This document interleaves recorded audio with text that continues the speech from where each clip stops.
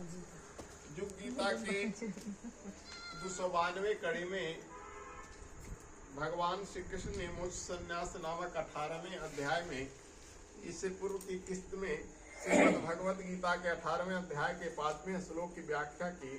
इस श्लोक में भगवान श्री कृष्ण अर्जुन से कहते हैं कि जग दान एवं तप रूपी कर्मों को त्याग नहीं करना चाहिए, प्रत्युत उनको करना चाहिए, क्योंकि जग दान और तप ये तीन कर्म मनुष्यों को पवित्र करने वाले होते हैं। यहाँ भगवान एक महत्वपूर्ण संदेश अर्जुन को दे रहे हैं। वे अर्जुन को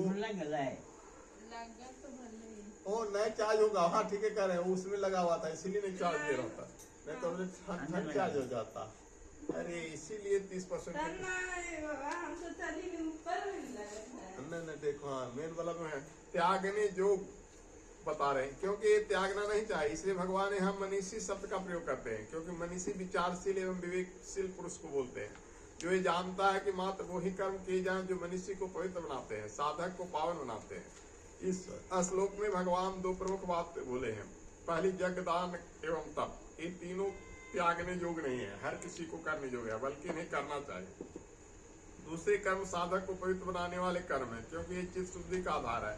यदि वे चित्त भूमि निर्मल न हो तो प्रारब्ध कर्म के वशीभूत होकर आत्मा को तब तक शरीर धारण करना पड़ता है जब तक कि चित्त निर्भर न हो जाए। वैसा कर्म करने के लिए कर्मों का संबल लेना अनिवार्य है जो हमें पवित्र बनाते हैं। इसलिए भगवान कहते हैं कि कार्य में तत्व उनको करना चाहिए, ताकि यदि कोई इन कर्मों को त्याग करके बैठा हो तो इन्हें निश्चित रूप से अपना ले अवश्य।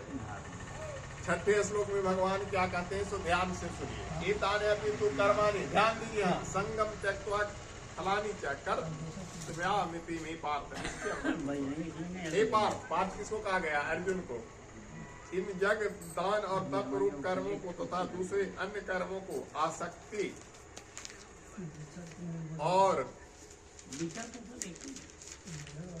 फलों की इच्छा का त्याग करके करना चाहिए। यह मेरा निश्चित किया हुआ उत्तम मत है। अत्यंत गंभीर सूत्र है कि भगवान कहते हैं कि चाहे हम इन सात्विक कर्म को करें या अन्य किसी को भी कर्म को, उनको करने का भाव निरासक्ति होना चाहिए, तभी वे बंधन मुक्त कराने का आधार है। यहाँ से भगवान कर्मों के फल के प्रति भी त्याग करने का संदेश देते हैं और उनको करने के प्रति अनासक्ति के भाव को अपनाने को कहते हैं।